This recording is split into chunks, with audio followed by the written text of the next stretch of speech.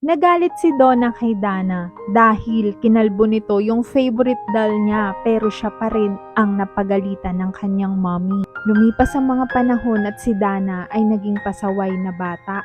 Hindi siya nag-aaral at lagi pang naglalasing. At isang araw ay kinuha ni Dana yung pera ni Donna na iniipon at pinang-bar lamang niya ito. Hindi alam ni Dana na ang ate niyang si Donna ay nag-iipon para pampagamot niya dahil meron siyang cancer at ito ay dahan-dahang lumalala na. At dahil sa dialysis ay naglalagas na rin ang buhok ni Donna.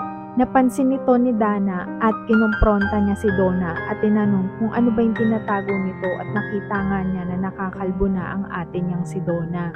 At mula noon sinabi ni Dana na magbabago na siya at aalagaan niya yung ate niya gaya ng pag-aalaga nito nung sila ay mga bata pa. Nagalit si